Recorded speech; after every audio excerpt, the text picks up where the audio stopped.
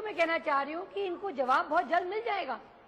ये जो अपने आप पहले उंगली पकड़ के चले और आप सहारा छोड़ दिया और ये है कि अब कॉन्फिडेंट हो गए अपने ऊपर, वो भी जवाब इनको मिल जाएगा। तो ये अपनी फिक्र करें। और ये मुझे विचारधारा की बात कर रहे थे, तो विचारधारा तो इन्होंने खुद डिविएट की है जी। जब रेल मंत्री थे, गोड्रा कांड हुआ, तब ये साइलेंट रहे। आज इनको सेक्युलरिज्म याद आ गया, आज मोदी जी का मतभेद याद आ गया जी।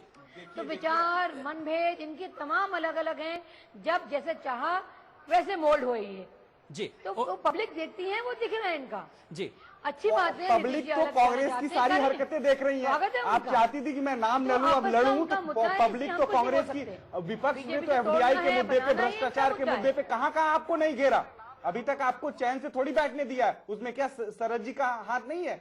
एनडीए एक नहीं था, आज आप उंगली दिखा रहे हैं, आप वहाँ कुछ है नहीं। हमारी लड़ाई, अगर आप लड़ाई बना रहे हैं तो हमारी तो लड़ाई भाई से है, बीजेपी से है। हम लोग आपस में बात करें, वो कुछ कहें तो मुझे समझ में आता, आप जो कहेंगी वो तो मुझे समझ में नहीं आता। ये जो एक हमारे यहाँ किस्सा है कि चलनी जो है ना, वो भी उंगली दिखाई, जिसमें 100 छेद होता है। तो चलनी अगर दिखाएगी आईना तो उसको हम बर्दाश्त करने वाले नहीं है। हम एक बात में आपसे एक ही बात कहते हैं कि चलनी आईना दिखाने का काम न करे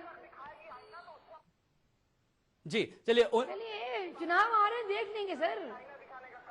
चुनाव आ रहे हैं, यूपी में कुछ नहीं, बिहार में कुछ नहीं, जहाँ आप बातें कर रहे हैं, जिसपे आप इतनी बड़ी लक्षण दे रहे हैं, अपने काम में लगे, जो हमारे मुद्दे जो हमको करने हम कर रहे हैं जी। आप तो मजे ले रहे हैं, हमारे बड़े भाई और हम में अगर कोई बात हो गई है, आपस में हम लोग लड़ रहे हैं, तो उसमें आप बीच में बोल रहे हैं जी। चलिए, ओनिका जी भी लगातार हमारे साथ बने हुई हैं, संदीप जी भी। श्याम जाजू जी के पास रहे। श्याम जी, जिस तरीके से अब अगर बीजेपी के पास विकल्पों की बात करें, या यूं कहें कि बीजेपी का नया साथी कौन है, तो आपका जवाब क्या होगा श्याम जी? एक है कि भारतीय जनता पार्टी ने गठबंधन निभाने की पूरी कोशिश की है। ये 24 पार्टियों को सरकार लेकर हमने 6 साल यशस्वी सरकार चलाया है। अब आज स्थिति वही हुई है कांग्रेस की। करुणानिधि उनके साथ नहीं रहे, ममता जी उनको छोड़ के चली गई, लेफ्ट पार्टीज ने एक टाइम समर्थन दिया था, उन्होंने निकाल दिया। मुलायम सिंह कभी है कभी नहीं है, मायावती कभी है कभी नहीं है, तो ये सब चल रहा है। सवाल ये नहीं है, सवाल जिस मुद्दे को लेकर ये गठबंधन टूटा है वो देश के लिए विचारणीय सवाल है। एक आदमी इतना बड़ा हावी हो गया और उसके लिए नीतीश जी की एम्बिशन सब लोग जानते हैं, और उनकी और मोदी जी की तुलना हो नहीं सकती। आज बीजेपी राष्ट्रीय पार्टी है, सब लोगों को लेकर चलने का धर्म हम जानते हैं। एक महाराजगंज सीट में हार हो गई तो नीतीश जी का कॉन्फिडेंस इतना लूज हो गया कि उन्होंने कहा कि ये 17 साल का गठबंधन वाले हमें दुआ देते हैं और हमें दवा देते हैं मरने की। मुझे ऐसा लगता है कि राजनीतिक लोगों को दूर का सोचना होता है। नीतीश जी भी विजनरी नेता है, आज उनके हाथ से कैसे गलती हो गई मालूम नहीं, पर बिहार की जनता और देश की जनता उन्हें माफ नहीं करेगी। आने वाले दिनों में जिस गठबंधन को बिहार ने 2/3 मेजोरिटी दी थी, उस 2/3 जनता का इन्होंने विश्वासघात किया है, जनता को चीट किया है। देखिए, एक ही बात कहूंगा कि जिस तट पे प्यास बुझाने से अपमान प्यास का होता हो, उस तट पे प्यास बुझाने से प्यासा मर जाना अच्छा है। आप इतनी बात कर रहे हैं, उन सभी बातों का एक ही जवाब है, अगर गठबंधन धर्म इतने अच्छे तरीके से निभाए जा रहे होते तो आज जो नौबत आई है वो नहीं आती। अरविंद जी भी बोल रहे थे, अरविंद मोहन जी ने बहुत अच्छी बात रखी थी कि अगर बीजेपी चाहती तो ये गठबंधन नहीं टूट सकता था। हम 2010 से चिल्ला रहे हैं जो बातें, आपको पहले समझ में आ जानी चाहिए थी। आपने जानबूझ के ऐसी परिस्थिति पैदा कर दी कि हमारे सामने कोई विकल्प नहीं बचा है मित्र। हमने तो उस विकल्प को बार बार समझाने की कोशिश करी कि आप समझिए, क्योंकि हमारा फोकस क्या है। अभी उन्होंने कह दिया नरेंद्र मोदी जी के नाम पे कि दंगा हुआ, ये हुआ, वो हुआ, उन्होंने कि नीतीश जी कहां थे। अरे हमारा फोकस, हमारी क्षेत्रीय पार्टी है, बिहार में। हम बिहार में नीतीश जी ने मोदी जी को तो नहीं आने दिया, अपने भरोसे हम लोगों ने सरकार बनाई, एनडीए सबसे बड़ी बहुमत में आई। तो कांग्रेस तो उंगली न उठाए, कांग्रेस का कोई हक नहीं बनता है। बिल्कुल, देश की दुर्दशा के लिए जो देश की परिस्थिति है उसके लिए सिर्फ और सिर्फ कांग्रेस जिम्मेदार है, और आने वाले चुनाव में उसको खामियाजा मिलेगा। ये बात आज मैं कह रहा हूं। बिल्कुल, ये तो बात हो गई कांग्रेस की। श्याम जाजू जी जिस तरीके से बात कर रहे थे, श्याम जी अब सवाल आपसे ये कि जिस तरीके से लगातार प्रतिक्रियाएं भी सामने आ रही, सुषमा जी ने हालांकि इस गठबंधन को टूटने को लेकर के काफी दुखद बताया, पर अब सवाल यह है कि अब आपको सहयोगियों से भी कहीं ना कहीं लड़ना पड़ेगा क्या? नहीं, भारतीय जनता पार्टी ऐसा, इस देश में गठबंधन धर्म चलेगा। गठबंधन के सिवाय कांग्रेस भी राज नहीं चला सकती, भाजपा भी नहीं चला सकती। और आने वाले दिनों में जिस प्रकार का करिश्मेटिक नेतृत्व पूरे देश में मोदी जी के रूप में छाया है, जिस प्रकार का आकर्षण है, apart from cast, apart from creed, apart from state, सभी देश से जिस प्रकार का उत्साह और एप्रिसिएशन है, निश्चित रूप से मोदी जी की सराहना हो रही है और हम ज्यादा सीटें लेके आएंगे और सब हमारे मित्र हमसे जुड़ जाएंगे, अच्छी सरकार हम चला के बताएंगे। पर सवाल यही है, जिस तरीके से गठबंधन की बात यहां पर नहीं हो रही, अब आपके साथी जो है वो कम होते जा रहे हैं, एक साथी आपका टूट गया है, अब ऐसे में किस तरीके के नए समीकरण बन रहे हैं?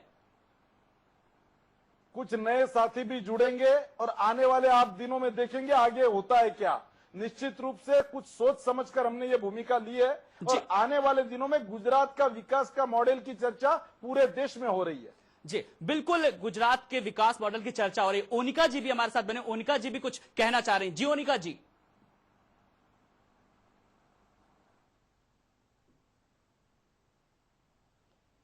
देखिए, लड़ाई आपस में हो रही है और कांग्रेस को बीच में डाल रहे हैं, ठीक है।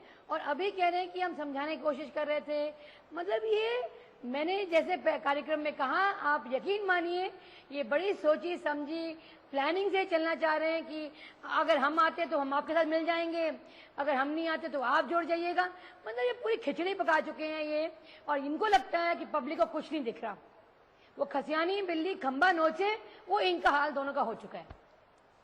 जी अरविंद जी, जिस तरीके से आपने उनिका जी को भी सुना, उन्होंने साफ तौर पर कहा कि ये दोनों के अपने अपने रास्ते हैं और ये सब एक प्री डिसाइडेड प्रोग्राम था। अरविंद जी देखिए, पॉलिटिक्स में ऐसा प्री डिसाइडेड सब कुछ मान लेने से तो फिर काम चलेगा नहीं, और न सिद्धांतों और इस उसूलों का कोई गायब हो जाना भी अपने आप में कोई पॉइंट है। लेकिन ये जरूर है कि ये अपनी अपनी रणनीति सबकी है और अपनी अपनी पॉलिटिक्स सबकी है, और उस पॉलिटिक्स में एक रिस्क नीतीश कुमार ने आज के तारीख में लिया है, और वो रिस्क अभी बीजेपी को, या बीजेपी की जो रणनीति है आडवाणी जी प्रकरण के बाद, अब वो और थोड़ी भारी लग रही है। दो झटकों से बीजेपी कैसे उभरेगी।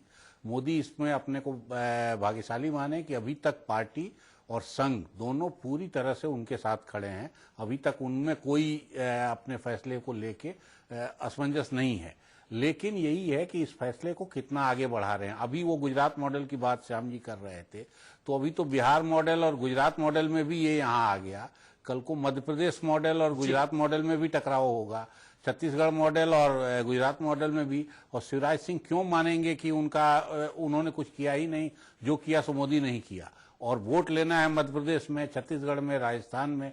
तो यहाँ की जो लीडरशिप है वो भी अपने काम को गिनवाना चाहेगी, और पूरी पार्टी जिस तरह से आज के तारीख में मोदी के पीछे चली गई है, उसमें ये अगले विधानसभा चुनाव भी डिसाइडिंग फैक्टर होंगे। जिस तरह से आडवाणी जी का इस्तीफा एक बड़ा फैक्टर बना, आज जेडीयू का टूट बना, मुझे लगता है कि ये जो विधानसभा चुनाव अगले आने वाले हैं, ये सब मोदी की परीक्षा लेंगे, उनके लीडरशिप की परीक्षा लेंगे, और वो टफ परीक्षा होगी, वो हल्की परीक्षा नहीं होने वाली।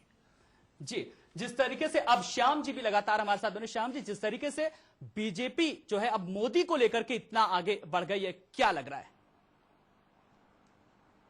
निश्चित रूप से कुछ सोच समझकर, जनता का फीडबैक लेकर पार्टी ने कोई स्टैंड लिया है। जी नीतीश जी को ये भी हम पूछना चाहते हैं कि भाई दिसंबर तक टाइम दिया था कि दिसंबर तक आप प्राइम मिनिस्टर उम्मीदवार हमें बताओ, दिसंबर तक ठहरने का, उनको इंतजार करने का भी टाइम नहीं है। इस प्रकार का शॉर्ट टर्म सोच के आज लिया गया, ये जल्दबाजी में लिया गया कदम है। उनको लगा बनी तो बनी, नहीं तो अब्दुल गनी, इस प्रकार का उनका ये रवैया है। उनको लगा कि ऐसे प्रेशर टैक्टिक्स से बीजेपी कोई कॉम्प्रोमाइज कर लेगी। भाई हमारा घर तो हम चलाना जानते हैं, हमारे घर की सिस्टम में आप डिस्टर्ब मत करिए। किसको क्या काम देना और किसका नेतृत्व प्रोजेक्ट करना, यह हमारा विषय है। आपके पार्टी में हम कभी दखलंदाजी नहीं करते, हम गठबंधन धर्म जानते हैं, आपको भी जानना पड़ेगा। बीजेपी भी प्रिंसिपल से कॉम्प्रोमाइज नहीं करती, पूरी देश की जनता इसका असेसमेंट करेगी, और निश्चित रूप से इसका जनता दल यू को वापस बार बार सोचना पड़ेगा। जी, बार बार सोचना पड़ेगा। जिस तरीके से संदीप जी भी हमारे साथ बने। संदीप जी, जिस तरीके से पीएम पद को लेकर के अगर बात की जाए, तो नीतीश ने कहीं ना कहीं हड़बड़ाहट दिखाई, आप मानते हैं कि नहीं? देखिए, मेरे बड़े भाई बोल रहे थे बीजेपी से कि बार बार एलिगेशन लगा रहे हैं कि सोचना पड़ेगा। हमने काफी सोचा और सोचने का इनको मौका भी दिया। देखिए, हर पार्टी होती है, उसकी अपनी नीति होती है, अपनी रणनीति होती है, वो आगे काम करेगी। कई ऐसे स्टेटों में जो हमारा समर्थन है, यूपी के इलेक्शन हुए और भी प्रदेशों में इलेक्शन हुए, एनडीए होता था, 2 दिन पहले हमारा कोई समझौता नहीं होता था। हमारी पार्टी उस स्टेट में भी अच्छा काम नहीं कर पाती थी, हम लोग बार बार एक दूसरे पे आश्रित रहते थे। अब इतनी बड़ी लड़ाई चल रही है, आप अगर बड़े भाई हो तो आपको इतना तो समझना पड़ेगा चीजों को कि भाई कोई मुद्दे हैं, हमारा बिहार में गवर्नमेंट है, किसी मुद्दे पे एनडीए बनी थी, अगर आप उस मुद्दे को ही वहां से खत्म कर दोगे तो हर पार्टी के अपने मुद्दे हैं, अपने इश्यूज हैं, उसके वोट बैंक हैं, उसके कैडर हैं, उसके साथ जुड़े हुए हैं, उससे कोई हमला होगा तो क्यों बर्दाश्त करेगा। और रही बात बिहार के सौहार्द पे हमला हो रहा है तो ये हम बर्दाश्त नहीं कर सकते, क्योंकि जिस तरह से मोदी रूपी हौवा खड़ा किया, अभी भाई कह रहे थे कि मोदी को हमने प्रमोट किया, तो वो हौवा से हमें डर है। अरे मुद्दा आगे लाओ। बिल्कुल संदीप जी, जिस तरीके से आप मोदी को लेकर के हुए की बात कर रहे हैं, लेकिन बड़ा सवाल तो यही मोदी को लेकर के अभी कोई बड़ी पीएम पद को लेकर कोई बात ही नहीं अभी हुई है। 3 दिन पहले आप जाइए, बाबा रामदेव जी ने बुलाया था एक उद्घाटन में मोदी जी को, वहां पे मोदी जी को लेकर पूरे प्रधानमंत्री के तौर पे उनको प्रमोट किया गया। आप छोटी छोटी बातों को इग्नोर नहीं कर सकते। गठबंधन में मित्रता एक हाथ से नहीं बजती, ताली एक हाथ से नहीं बजता, ताली बजाने के लिए दोनों हाथ को बराबर आगे निकल के आना पड़ेगा। जी मैं तो संदीप जी पर आपकी बात से बिल्कुल इत्तेफाक रखते, पर बड़ा सवाल यह कि ये बात तो पार्टी ने नहीं कही थी ना, ये बात तो स्वामी रामदेव ने कही थी ना। वहां पार्टी के सारे लीडर मौजूद हैं पूरे देश में। अभी श्याम जाजू जी क्या कह रहे थे, पूरे देश में हमने सर्वे करा लिया, उभर के आया, मोदी के रूप में आप प्रमोट कर रहे हैं और 6 महीने बाद हमें धोखा मिले तो हम तो कहीं के नहीं रहेंगे।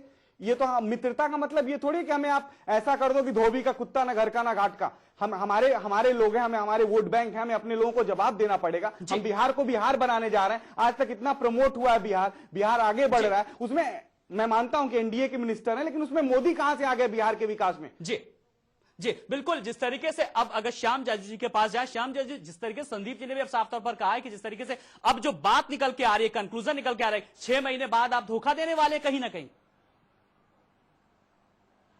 जनता दल यू के भी ये ध्यान में आ जाएगा कि देश में चर्चा किसकी है, नेतृत्व किसका है, कर्तृत्व किसका है। आज जनता दल के इस स्टैंड से वो मुझे शेर याद आता है, ना खुदाई मिली ना बिसाए सनम, ना इधर के रहे ना उधर के रहे। वो हमारे साइड के भी एनडीए के भी नहीं रहे और यूपीए के हो नहीं सकते। इसलिए यूपीए का देश की जनता उसका निर्धारित करेगी, दिशा देगी कि हमें क्या करना है। हमें तो जनता के बीच जाना है। वाली सरकार को उन्होंने रुकावट लाई है और हमें इतना भी अंडर एस्टिमेट करने की जरूरत नहीं है। 104 सीटें लड़के 91 सीटें जीतने वाली भारतीय जनता पार्टी है। बिहार में भी हमको कम आंकने की जरूरत नहीं है। जब उनकी कम सीटें थी तब भी उनको मुख्यमंत्री पद भारतीय जनता पार्टी ने दिया था। एनडीए इतना बड़ा चलाने का काम हमने अपने बड़े मन से किया था। तो बड़ा भाई का रोल ऐसी परिस्थिति आपने क्यों उत्पन्न कर दी? उसके लिए कौन जिम्मेदार है? आज जो परिस्थिति उत्पन्न हुई है उसके लिए कौन जिम्मेदार है? ये बात हम भी 6 महीने से कह रहे हैं कि बड़े भाई होने के नाते कि भाई मान जाओ, ये बातें मान जाओ। अब मानने को तो आज भी तैयार नहीं हो और 2 दिन पहले भी नहीं तैयार थे। तो फिर तो हमने अच्छा काम किया ना। वहां हमारे घर में हम किसकी दखलंदाजी सहन नहीं करेंगे। हम आपके घर में दखलंदाजी नहीं कर रहे थे। जिस एनडीए को आप मानते हो कि एनडीए है उसमें दखलंदाजी कर रहे थे। जी चलिए, जिस तरीके से श्याम जी ने अपनी बात रखी और संदीप जी ने अपनी बात रखी, ओनिका जी से पूछें। ओनिका जी, जिस तरीके से कुल मिलाकर आपने दोनों पार्टियों के सवाल जवाब भी सुने, अब सवाल यह कि क्या कांग्रेस नीतीश को अपने पाले में लेना चाहेगी?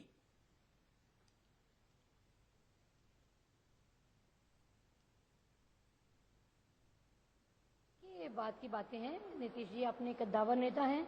बिहार में जो पॉलिटिक्स की है सबने देखी है, इसमें अब कोई डिनाई करे तो गलत बात होगी।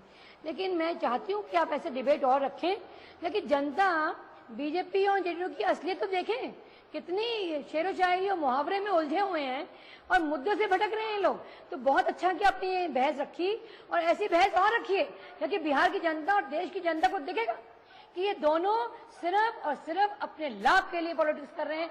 देश कहीं नहीं इनके एजेंडे में आता।